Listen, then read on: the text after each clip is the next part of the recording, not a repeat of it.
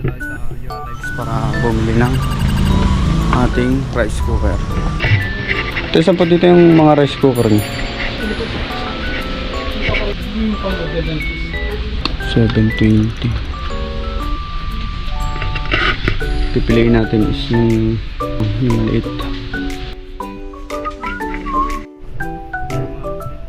Babalik na lang tayo dito sa Eurotex. Magtitingin muna tayo sa ibang tindahan. Baka sakaling mas mababa. Tignan natin kung saan mas mababa, doon tayo bibili.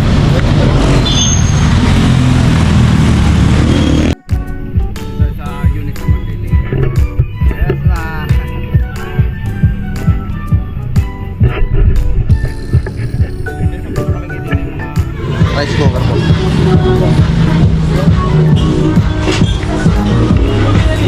Tayo magtitingin. Mas mura dito. 750 po. 750 mas mura dun sa Euro, ay sa Unison.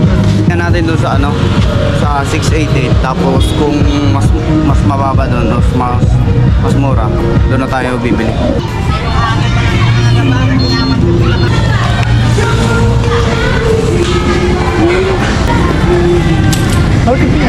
Kapag kala po kilo ng pechay?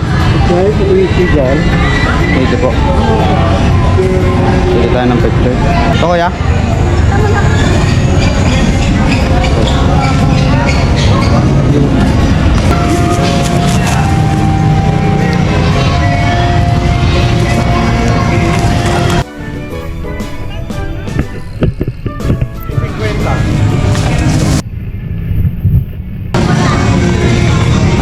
Kuha nga niyan kuya, 3 peraso lang.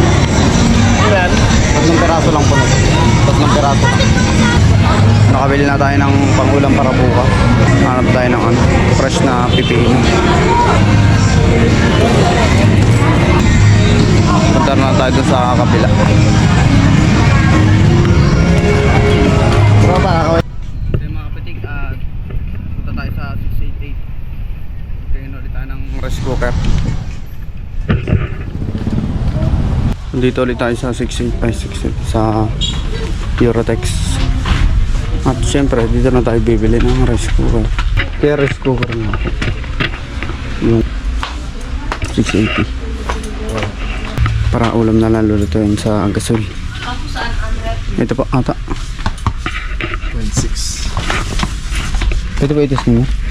May ano na yan kuya, may tray na yung pagsaksakan niya, adapter. All goods ang ating nabibili. Yes, ito. Kunin natin yung resibo.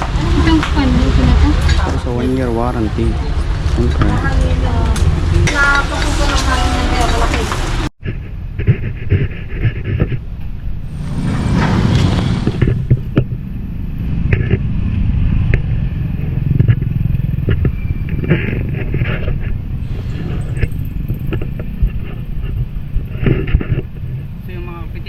Nakabili na tayo ng rice cooker na maliit lang, 680.